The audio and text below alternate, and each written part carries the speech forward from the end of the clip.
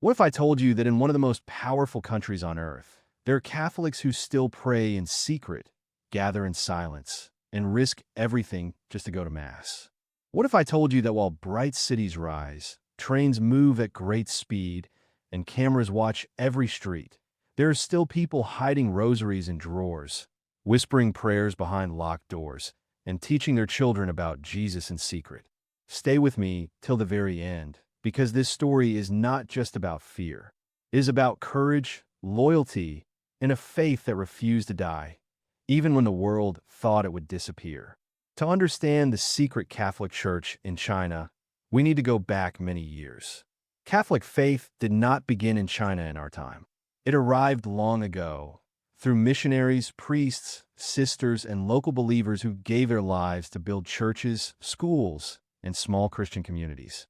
Over time, the Catholic Church in China grew, slowly but truly. There were bishops, priests, convents, and families who passed the faith from one generation to the next. It was not a giant church, but it was real, and it had deep roots. Then history changed fast. After the communist victory in 1949, the new government began to take strong control over religion. Foreign missionaries were forced out. Church property was seized. Priests and bishops came under pressure.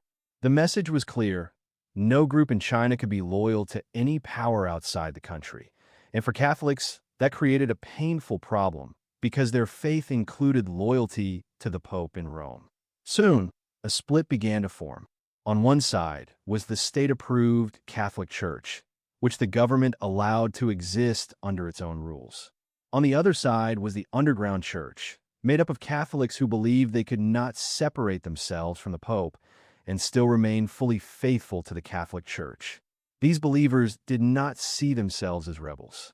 They saw themselves as ordinary Catholics trying to remain true to what they had received. But in the eyes of the state, that loyalty looked dangerous. And so, a hidden church was born, not because it wanted to hide, but because it had no other way to live. Then came one of the darkest times of all. During the Cultural Revolution, religion in China was attacked with great force. Churches were shut down. Sacred images were broken. Priests were arrested, humiliated, or sent away. Public worship nearly vanished. For many people, it seemed that the church had reached its end. If you looked only at the buildings, you might have thought Catholic faith was gone forever. But faith is not made only of buildings. It lives in hearts, homes, whispered prayers, memory, and sacrifice. In those years, many Catholics kept the faith alive in the only way they could. A grandmother might teach a child the sign of the cross in secret. A family might hide a small image of Mary behind plain cloth. A few believers might gather late at night, curtains closed, to pray the rosary in a low voice. No bells rang.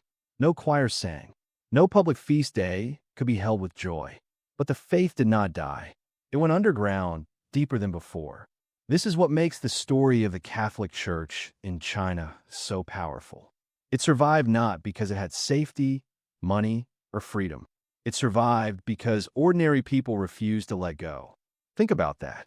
In many places, people can go to church every Sunday and still lose interest. But in China, there were Catholics who had no church building, no public events, no freedom to speak openly, and still they kept believing. They baptized their children when they could. They remembered prayers by heart because prayer books could be taken away. They waited years, sometimes many years, to see a priest, and yet they stayed faithful. That kind of faith is not casual faith. That is costly faith. In some parts of China, underground bishops and priests kept serving in secret. Their work was never easy. They had to move quietly, visit believers carefully, and avoid drawing attention. Some were watched. Some were detained. Some spent years in prison or under house arrest.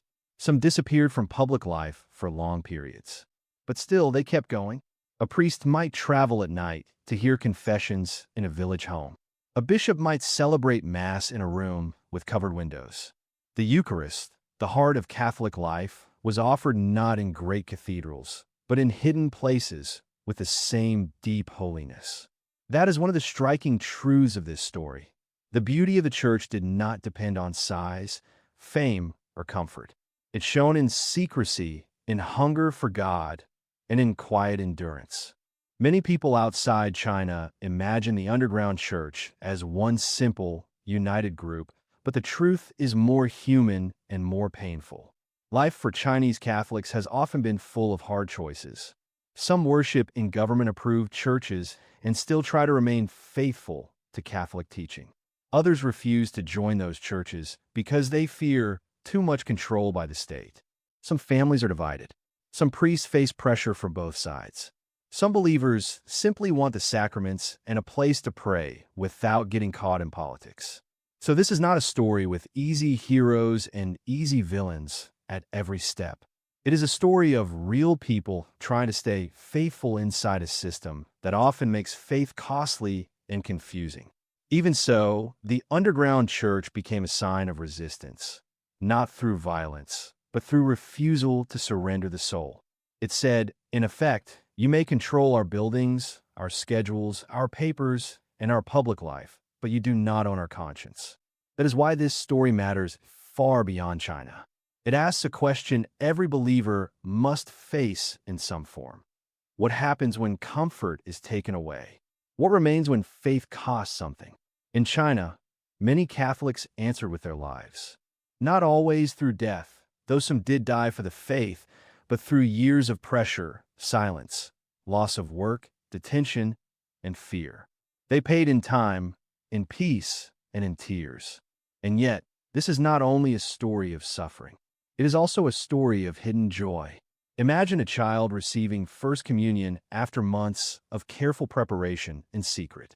Imagine an elderly woman who prayed alone for years, finally hearing Mass again.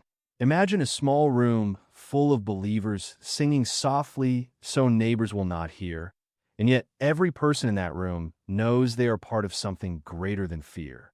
These moments are easy to miss in history books, but they are the reason the church survived. The church in China did not live only through leaders. It lived through mothers, fathers, grandparents, children, and old believers who would not let memory die. There is also something deeply moving about how Chinese Catholics carried faith through family lines. In times when public teaching was weak or even impossible, the home became the first church. A prayer before sleep, a story about a saint, a hidden cross, a lesson about Jesus whispered at the right time, these became acts of courage. In many places around the world, families assume the church will do the work of passing on the faith. In secret church life, families often had to become the front line. Without them, whole communities might have vanished. That means the survival of Catholic faith in China was not only a clerical story. It was a family story. It was a story of women who remembered prayers, of fathers who kept feast days in silence, of children who grew up knowing that faith was precious because it had to be protected. Over the years, China changed, and some space for religion reopened. Churches appeared again in some areas. Public worship returned in limited ways. Some Catholics were able to attend approved parishes. Some bishops were recognized. Some hoped a calmer future had begun. But peace was never simple. The old wound remained. Who leads the church in China, and how much control should the state have over Catholic life? For many underground Catholics, the danger was not gone. In some places, pressure continued. Crosses were removed. Clergy were watched. Children faced limits. Religious teaching could be restricted. Registration rules became a serious issue. Those who refused to comply could be pushed aside or punished. So while things looked better on the surface at times, the deeper struggle never fully ended. This is where many people began to ask about the Vatican and China. In recent years, there have been efforts to improve ties between Rome and Beijing, especially around the issue of bishops.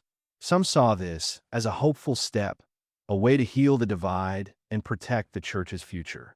Others feared it would leave underground Catholics exposed and pressured to submit to a system they did not trust. For many ordinary believers, these high-level talks were far away from daily life. They still had to decide where to worship, whom to trust, and how openly they could live their faith. That is what makes the story so emotional. Big agreements may happen in distant rooms, But faith is lived by ordinary people in homes, villages, cities, and parishes. And those people carry the real cost. The modern Chinese state is very strong, very organized, and very alert. It is not like any movement it cannot fully manage. That includes religion. In many parts of the country, digital tools, cameras, and local officials make private life harder to keep private. This changes the shape of underground faith. In earlier times, danger came through raids or informers. Today, it can also come through records, registration systems, neighborhood checks, and constant watch. So when we speak about a secret Catholic church in China, we are not speaking only about the past. We are speaking about a living reality, even now, in which some believers still have to move carefully, speak softly, and choose wisely. But here is the part many people miss. And this is why I told you to stay until the end. The most amazing thing is not simply that the church survived underground. It is how faith changed the people who lived it. Secret faith can produce fear, yes, but it can also produce depth. When every Mass may cost something, you stop taking Mass lightly. When a priest may arrive only once in a while, confession becomes a gift, not a habit you delay forever. When a rosary must be hidden, it becomes more precious, not less. Hardship can weaken faith, but it can also purify it. For many Chinese Catholics, faith became simple, strong, and deeply rooted because it had to be.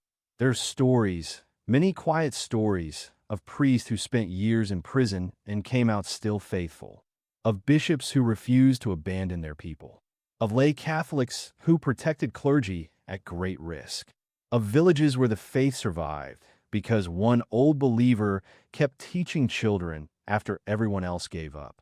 These stories rarely make global headlines. They are too quiet, too local, too hidden. But in the sight of God, hidden does not mean small.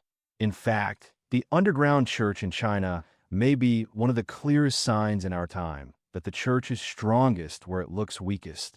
And let us be honest, this story should challenge comfortable believers everywhere. If Catholics in China can hold on through fear, what excuse do the rest of us have for losing heart over smaller troubles?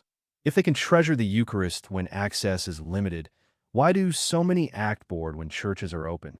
If they can pass on the faith with almost no public support, why do so many families who have every freedom still fail to teach their children to pray? The secret Catholic Church in China is not only a distant news story. It is a mirror. It asks whether our faith is only a habit or whether it is truly worth suffering for. At the same time, we should not turn this into a simple tale of romantic suffering. The pain is real. Families have been divided. Clergy have faced pressure, detention, and loneliness. Believers have had to choose between safety and conscience. Some communities have become tired. Some young people have grown up in confusion. Fear leaves marks. Silence leaves wounds. Underground life is not beautiful because suffering is beautiful in itself. It is beautiful because grace can shine even there. The church in China is not glorious because it is persecuted. It is glorious because, even under pressure, many believers still choose Christ. There's another reason this story matters so much. China is huge. What happens to religion there matters to the whole world. A living Catholic church in China means the gospel is not chained by borders, systems, or human power. It means faith can enter places where many think it cannot last. It means even under watch, even under pressure, even under control, the human heart still reaches for God. And maybe that is what troubles every harsh system in history. Governments can shape behavior, but they cannot fully erase the hunger of the soul. Again and again, people still search for truth, mercy, forgiveness, hope, and eternal life. That search does not end just because it is forbidden. So what does survival look like today? Sometimes it looks dramatic, like a hidden mass or a detained priest. But often it looks very small. A woman lighting a candle in silence. A young man reading the gospel on his phone in private. Parents teaching children to pray before bed. An old church song remembered by heart. A believer making a long trip to receive the sacraments. a community gathering before dawn. These are not grand political acts. They are acts of faith, and together they say something powerful. The church is still alive. If you listen closely, that may be the deepest secret of all. The underground Catholic Church in China did not survive by becoming loud. It survived by becoming faithful. It lived in the shadows, but not in defeat. It learned patience. It learned silence. It learned how to hold on when there seemed to be no clear future. And through all of that, it kept one truth at the center. Christ did not abandon his people. Not in prison, not in fear, not in hidden rooms, not in villages far from public view, not in the years when many thought the faith would be wiped away. And maybe that is the final lesson for us. The church does not live by power alone. It does not live by buildings, money, media, or public praise. Those things may help, but they're not the heart. The heart of the church is faith in Jesus Christ, passed on from person to person, soul to soul, often in ways the world does not see. In China, that truth became painfully clear. When almost everything visible was stripped away, the invisible treasure remained. Prayer remained. The sacraments remained, even when rare.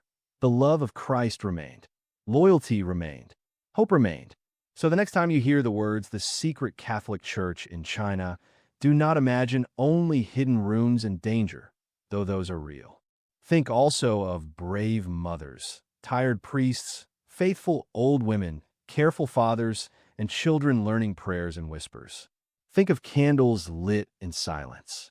Think of rosaries held in hidden hands. Think of a church wounded, watched, and pressured, but still standing.